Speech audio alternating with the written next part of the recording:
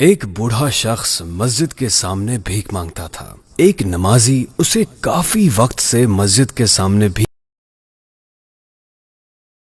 مانگتا دیکھتا آ رہا تھا۔ ایک دن آخر اس نمازی نے اس بوڑھے آدمی سے پوچھ ہی لیا کہ کیا آپ کا کوئی بیٹا کمانے کے قابل نہیں ہے؟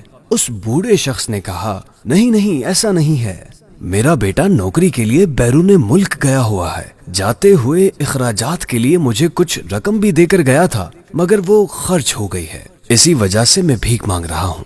نمازی نے پوچھا، کیا آپ کا بیٹا وہاں سے آپ کو کچھ بھیجتا نہیں ہے؟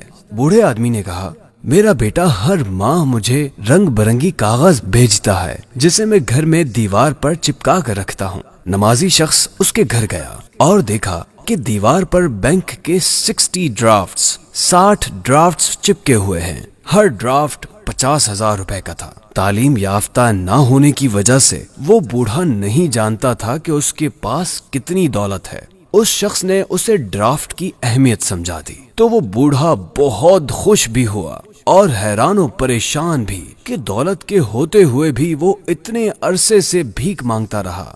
ہماری مثال بھی اس بوڑھے کی سی ہے۔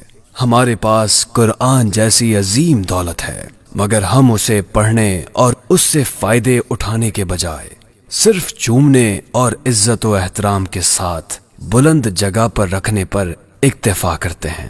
اگر ہم اس دولت سے فائدہ اٹھانا چاہتے ہیں تو ہمیں چاہیے کہ ہم اس سے رہنمائی حاصل کریں اور اس کی تعلیمات کے مطابق زندگی گزاریں تو دنیا و آخرت میں کامیاب ہوں گے۔ قرآن پاک کامیابی کی ضمانت ہے۔ اللہ پاک ہم سب کو قرآن پاک کی عظمت کو سمجھنے کی